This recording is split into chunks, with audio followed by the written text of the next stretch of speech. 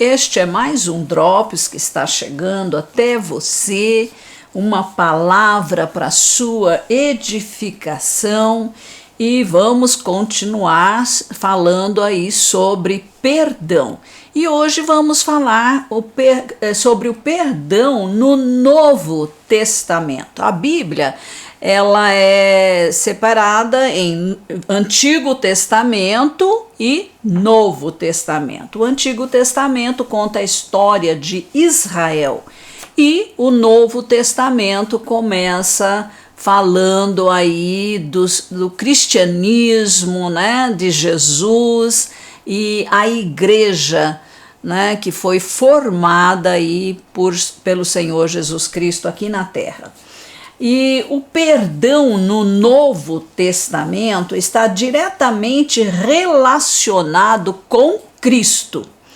Por quê? Porque o Senhor Jesus Cristo tomou sobre si o pecado de toda a humanidade, pagou o preço que era derramar seu sangue inocente pela morte na cruz.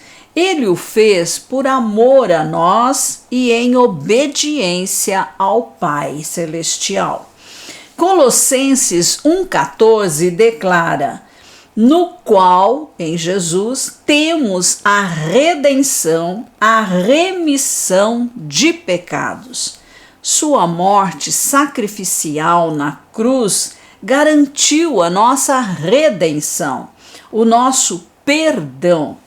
Mas Jesus também ressuscitou. E em 2 aos Coríntios, capítulo 5, versículo 15, lemos: e ele morreu por todos, para que os que vivem não vivam mais para si mesmos, mas para aquele que por eles morreu e ressuscitou. A morte e a ressurreição de Jesus são a garantia de que pode haver perdão para nós, porque Jesus morreu a nossa morte. A condenação por causa dos nossos pecados já aconteceu em Jesus Cristo. A justiça de Deus foi satisfeita em Jesus quando ele tomou o nosso pecado e o levou sobre si na cruz. Você pode entender tão grande amor? Todos os dias da nossa vida não serão suficientes para agradecer o que ele fez por nós. Jesus foi o cumprimento final de todos os sacrifícios do Antigo Testamento. Lá no Antigo Testamento, o povo de Israel não era fulminado com a morte por causa do pecado, mas um animalzinho, né, o cordeiro, de 1 ano, sem mancha, sem defeito, sem doença, perfeito, era sacrificado no lugar das pessoas, né, do povo, de todo o povo de Israel. Animais eram sacrificados e esse sangue ele era aspergido sobre a arca da aliança, né, ali no santíssimo lugar dentro da tenda do tabernáculo e mais tarde do templo em Jerusalém. Mas isso foi até que Jesus veio aqui à terra como Cordeiro de Deus que tira o pecado do mundo. Então, pela fé, né, nós temos que tomar posse de que Jesus já pagou o preço do pecado por nós e nós devemos viver livres de condenação, de medo, de insegurança.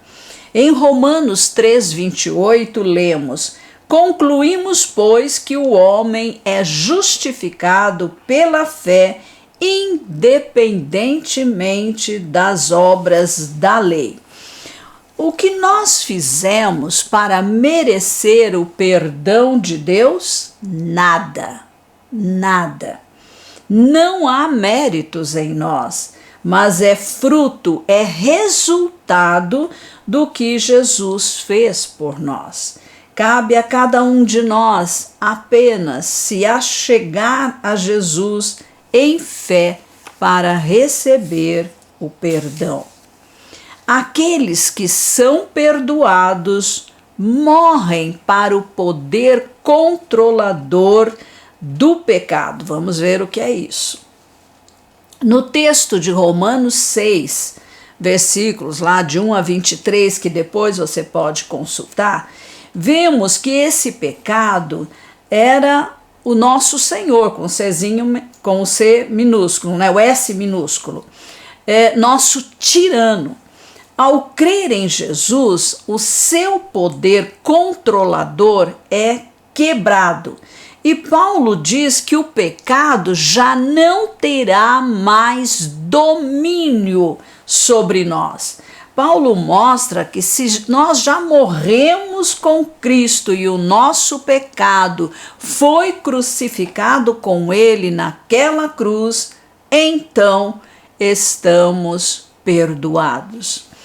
O nosso homem do pecado, quem morreu em Cristo foi o homem do pecado e foi sepultado, não só morreu, mas foi sepultado com Cristo também. A nossa culpa já foi paga e hoje estamos livres do domínio do pecado, livres da sua tirania, livres da sua reivindicação e damos glórias a Deus por isto. Vamos olhar para a ressurreição de Cristo, porque Cristo não só morreu, mas ele ressurgiu dentre os mortos. E a ressurreição de Cristo foi mais do que a prova perfeita de sua inocência. A ressurreição de Cristo foi um ato pelo qual Deus Pai removeu as falsas acusações contra ele. E foi a declaração de Deus Pai sobre a perfeita justiça de seu Filho e sua aceitação do sacrifício de Jesus na cruz. Jesus Cristo ressuscitou para garantir que a culpa da humanidade pecadora, a quem ele representava na cruz, fosse cancelada. Porque Cristo vive a perdão para todo aquele e aquela que chega até ele com fé e arrependimento por ser um pecador, uma pecadora. Em 1 Timóteo, capítulo 3, versículo 16, lemos: evidentemente, grande é o mistério da piedade. Aquele que foi manifestado na carne foi justificado em espírito, contemplado por anjos, pregado entre os gentios, crido no mundo, recebido na glória. Claro, esse é Jesus.